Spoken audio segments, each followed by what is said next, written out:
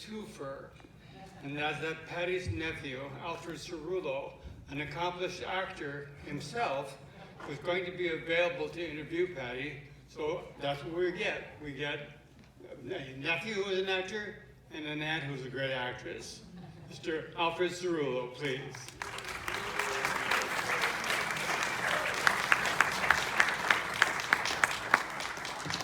Thank you so much, Richard. It's a pleasure to be here with all of you tonight. And before we begin this very special evening of conversation with my aunt, Patty McCormick, there's been a really special gift, I'll call it, that has been produced for this evening and for her by Sarah Hendrickson. Sarah's right there. So everyone just please take a moment and keep your eyes on the screen, and we'll be right back.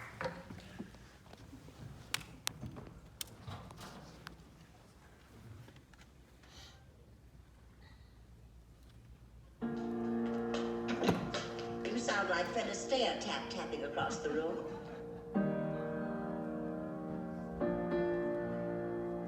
But I can read people's minds. You don't believe me? Should I? Is it true that when blood has been washed off anything, a policeman can still find if it's there? If he sprinkles some powder in the place, will the place really turn blue? If you just sit there and don't do anything, then you're as guilty as Bruce. Wait. They admit it. They think that he killed her. Come on, Liz. You're drunk. Drunk? It's called depression. I haven't had a drink in years. I'm not really waiting for a date. I know. Listen to me, you arrogant horse's patootie. You buy me out right now, or we go to court and you open your books. Somehow I have this big feeling that you really don't want to do that. You sure you'll be all right? Don't worry about me. You weren't an idiot. Anybody can get uptight when they see someone different from themselves. It's easily overcome. All you need is a chance to meet them. Jessica Fletcher, Detective J.B. Fletcher, the noted author. Yeah, well, that's nice. Say, I read one of your books. It was very good. Thank you. Anthony, would you mind? We are trying to solve a robbery here. Well, let's not talk about that now. Why don't you go outside and play? Oh, I don't want to. I've got to grow up. I have to take her place. You said so yourself. That's why I sit with her dresses. I've got to love them as much as she did. More than anything. They're all I have left. Ha! That was fine. Run it. I told you we didn't need another rehearsal.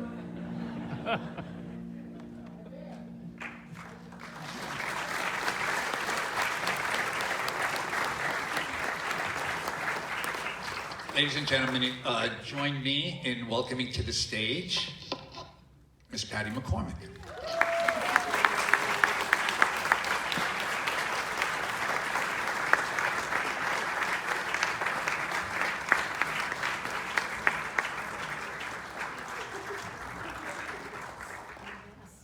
You know what?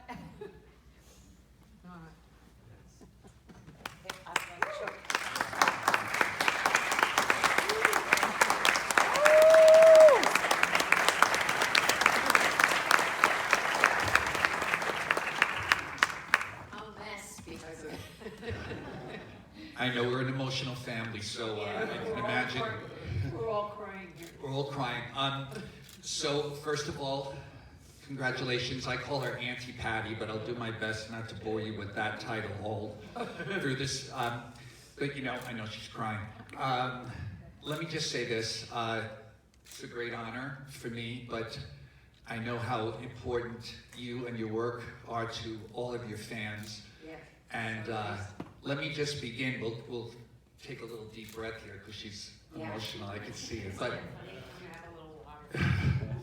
it's not vodka, it's water. But you know, we're going to start with this. I guess the best place to begin, just to kind of kick this off, is really to talk about what is really a very special movie, Kathy O. I have not seen this film since I was a kid. Really, it's very complicated. There's a lot going on, beautiful story. But I guess the most obvious question is because it's the story of really this journey of a child star. And of course, you were a child star playing a child star. So maybe you could just talk to us a little bit about sort of comparing sort of, I'll say real to real, two different spellings, but fact to fiction. Tell us a little bit about what that was like to do this film, being a child actor yourself, and was there similarities in it? Was it completely different? Just share a little bit of your thoughts about that. This is one of the most fun jobs I had as a kid. I loved it. So all the people in it were great. Everybody behind the scenes, a lot of laughs, really nice. Anyway, but the appeal for me was that it was on what you saw, you know, her room and her house and all of that. That was, it was fun for me to pretend that was my life. Because in reality, you know, I lived in the valley, you know, in a nice little house, and my life was nothing like that. I was a working person, you know? So I enjoyed very much the illusion that could have been me. So, although there's a lot of emotion in there too, that's real, and great humor, good writing. Boy, they were good, Jack Schur and Jack Schur. I confused him with Shay, who was a director of The Ropers. Anyway, and Cy Bomberg. They were a great team. And but the comparison was laughable to me a little bit because, you know, I had a normal life. It wasn't.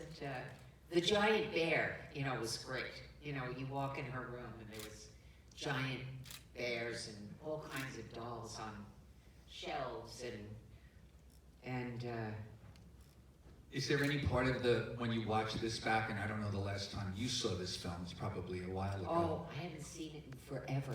Yeah. Are there any I things just remember liking it. you remember, that sort of memories that got triggered about either fun times or challenging ones, or just particular ones that kind of you saw something and said, oh wow, I remember that. Yeah, well, we had such fun on the boat. And the day that we shot the boat thing, it was Malibu Pier. And and although it said, the boat said Paradise Cove, but maybe they're named that, I don't know. But that was really a fun day. And I swear I looked sunburned, you know, when I'm sure it took a long time. I read it was, that's one nice memory from it. Did I tell you another one too when we? No, just the that boat. was the Mostly one the you boat. remember. I Yeah. remember, and I do remember back in about. Tell me, okay, here Okay, we go. the best part, I always wanted to get rid of my braids. This is the truth, from day one. After I got old enough to realize they felt ridiculous now, you know, hanging from my head. And so the fact that it wasn't real because it was a wig, but the fact that I got to experience them cutting them off, it was thrilling. And as you can see, I still keep up the shortcut. The shorter version. Yeah. Once in a while I grow it long, and then I think, no, I'm going to take it off again. But that was so much fun. Well, you know, We had laughs.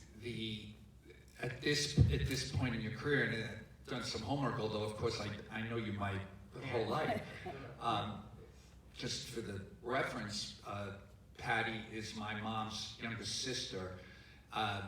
There were three girls in the family, and so I know a lot about her life and her work, but one of the things I never realized, although I always say math doesn't lie, is that at this point in life, Patty, you have one of the longest careers in show business.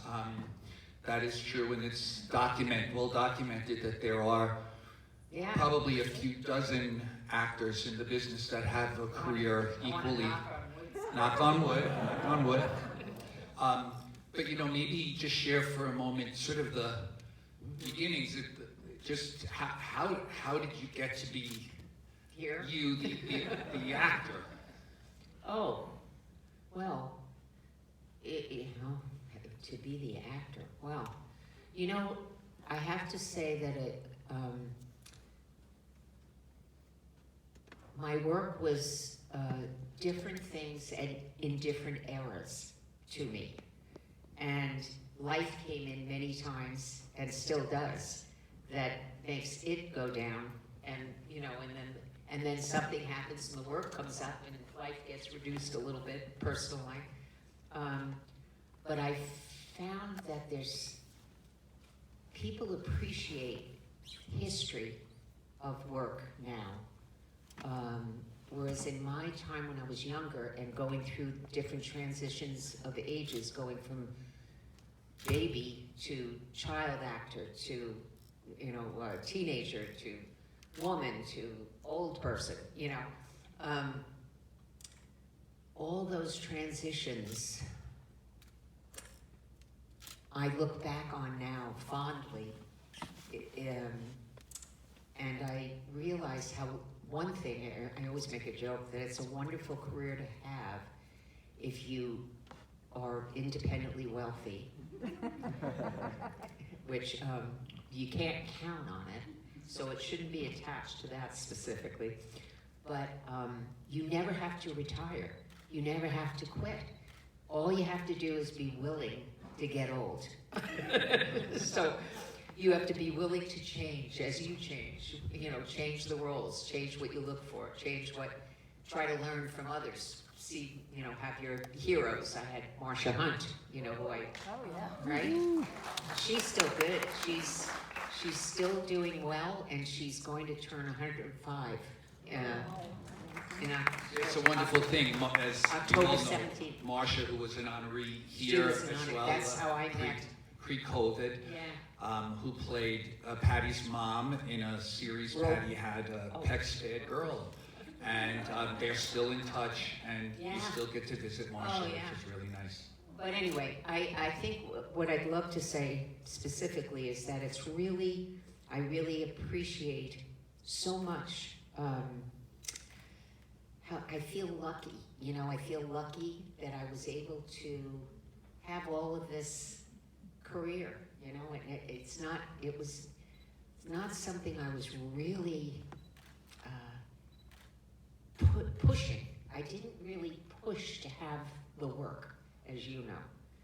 But I got it anyway. I got enough of it anyway and then to have the pleasure of, at this late date, I had the pleasure of going to New York just about a year ago to start rehearsals for an off-Broadway show. I hadn't been in New York in a play for 60-something years. So Bad Seed was the last one.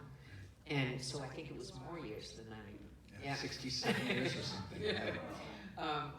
That happened. And then I came home and I got the joy of going to Canada to do a Christmas movie, but then this was about food. I don't know if you saw it or not, but it was called Always Amore. And it was about a restaurant. Hallmark. On Hallmark, sorry. Yeah. And that happened. And then now I have a video game, that but it's for children, and it's called Cookie Run Kingdom. That's what it's called. I fill in the blanks. So, And I play Dark Enchantress Cookie. And it's about cookies, I swear to God. And so, I feel like there's no stopping me now.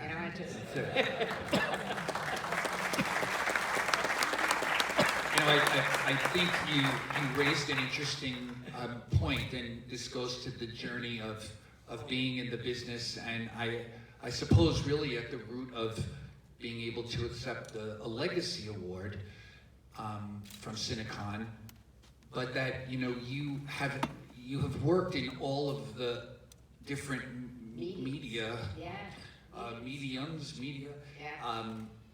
that exist. You started, in radio and live television and film, of course, and now it's sort of animation, and that's not everybody gets in stage, of course. And so, how do you think, like, there are things you're doing that didn't exist when you started?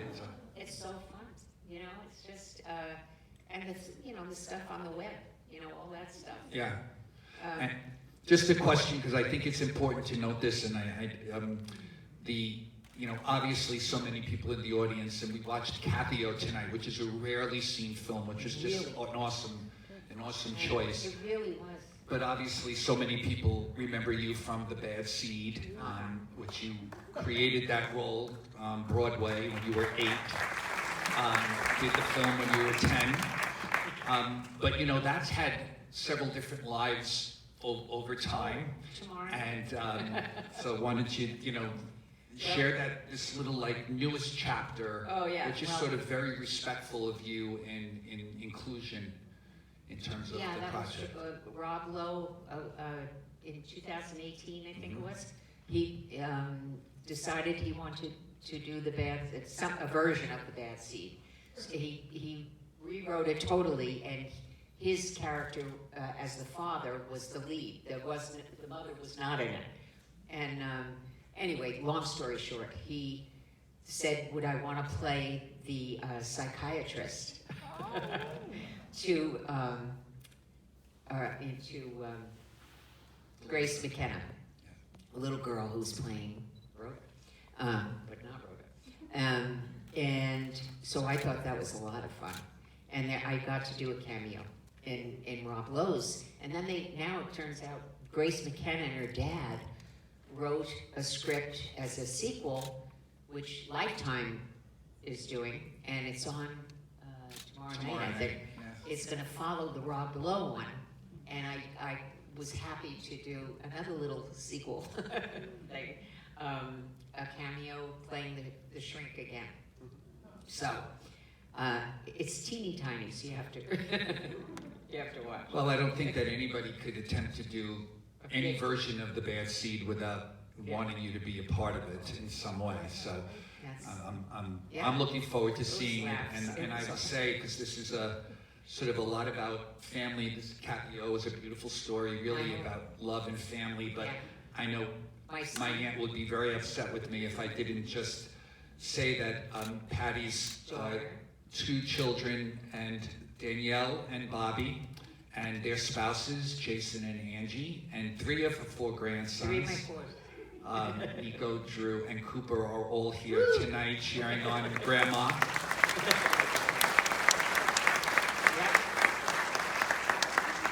And have really been amazing supporters of her in her life. How does it feel to have your kids, your kids and then your grandchildren watching it's amazing. you? And in the era that I lived in, you didn't make a big deal. I didn't about work at home, because you didn't know what the results would be, how the kids would feel about that, really, how it would affect their own freedom to develop and all of that. So a lot of us in my time made choices not to bring it home too much. And so slowly as you get older and older, more of it's coming in. And I think they like it because they are all their own people, and it doesn't matter anymore.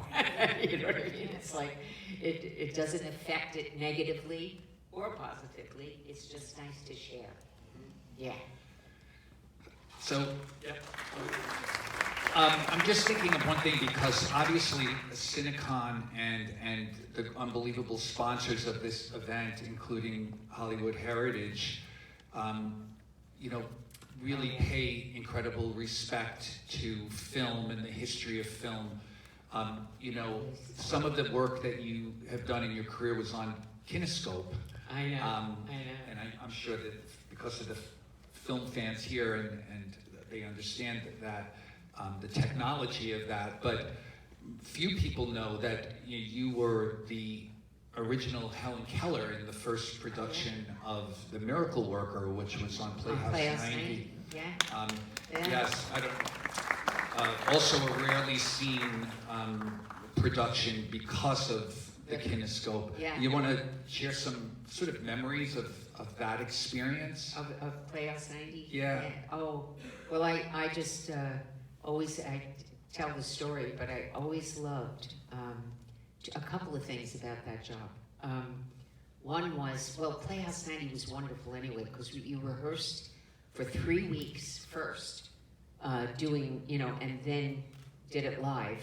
And the music was piped into the studio before the, live, because it was live going out there, which explains the Kinescope. But what I'm trying to say, what am I trying to say? I'm trying to say that I always wanted to have my dark hair. And so I got the opportunity because she had brown hair. And so thrilled. I was maybe 11. I think I was about 11. So I was so thrilled to have my hair dyed dark because it was, not naturally that blonde anymore. I started out a blonde, but I didn't. Anyway, got to have dark hair. And then the best part was that I had no dialogue because I was Helen Keller. And I just had such freedom and such joy in the rehearsal process because there was no pressure. And I discovered that it wasn't so easy in the end because it's like doing silent films. You think, you have to be awake for every single moment, especially if you don't have, a line coming up, or whatever. Anyway, so that's just a memory. Yeah. Yeah, well, I've gotten to see pieces of that It's over the kid years. memories. It's kid stuff, not really actor stuff. So in your career in film, when you think about obviously starting as a child, and then as you got older and did different films in different chapters of your life, as you mentioned earlier, the child, the teenager, the young woman, the woman. How do you think about that? I know there was a moment from Frost Nixon in there with Frank Langella and U.S. Pat Nixon in Ron Howard's production. To share a little bit about that experience. Oh, well, I was thrilled to, see Kevin Bacon outside in the trailers, playing his guitar in between scenes. Frank Langella and I really didn't communicate. I had, because he was one of those actors who stayed in character. And so he's laughing. And so I know that when I heard Kevin Bacon refer to him, talk to him, and address him as Mr. President, I didn't know what I was supposed to do. It's Pat Nixon, so I kind of backed off, And also he's very tall, so he didn't, and I'm very little, so I don't think he even spotted me, backing over there. And I know I saw there was several clips from some of the sort of, I guess, American international films. There were a couple in there I saw. I love that. I think the miniskirt mob. I saw a Was the piece of miniskirt? that. Oh, and Yeah. oh gosh, the Mary titles. Jane. I saw a couple, but what were those Mary like? Jane was, and Kevin Coughlin was in that. Yeah. So what was that experience like? They were. All those indie movies? Yeah.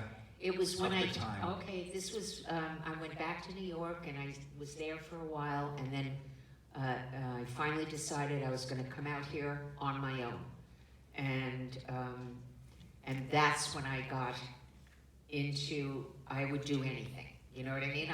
I'll do it. So they did a lot of those films like in a week in Arizona. And it was Maury Dexter, I remember, who did a lot of them. And it was a lot of fun, and that's when their father and I, you know, were dating, and we were married, and all of that. So that it's a very sweet time. But I just got such a kick to see Kevin Coughlin's up there, you know. Yeah. He was on I Remember Mama. We were children on it together. And then, he was hit by a car. He died young. Yeah. Yep.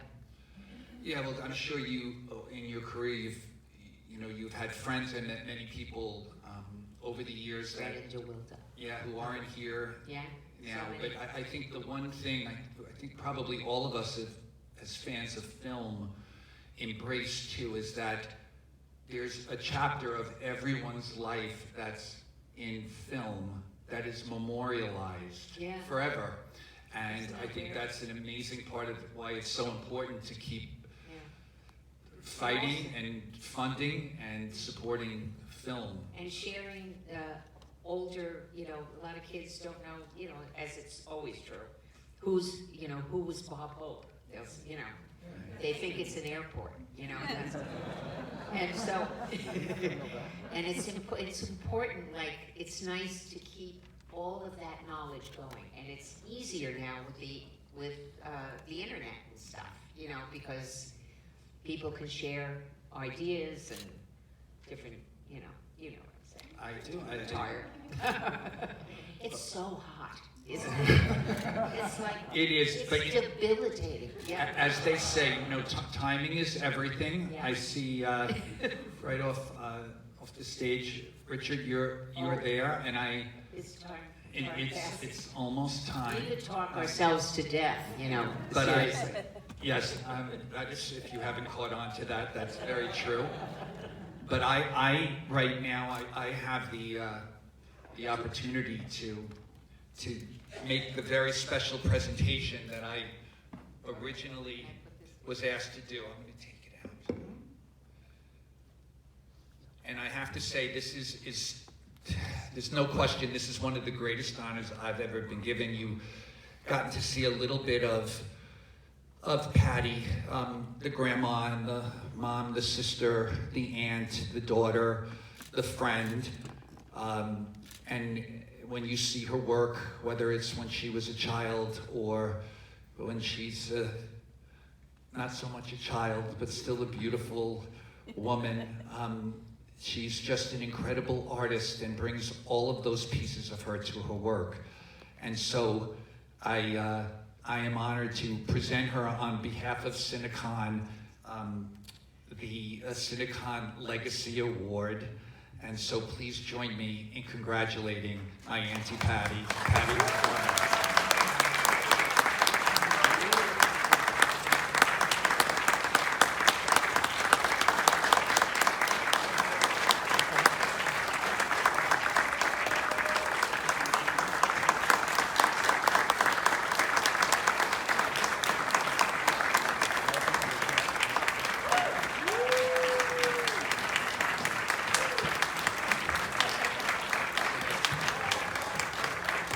This is absolutely beautiful.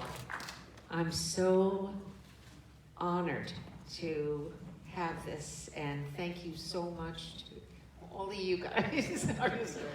Thank you so very much.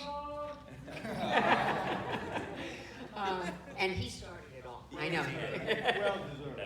And thank you for being such a good audience and for supporting Cinecon. We know how important that is, and happy Labor Day to everyone. This is for all the workers in the world that make all of that happen. So have a wonderful night.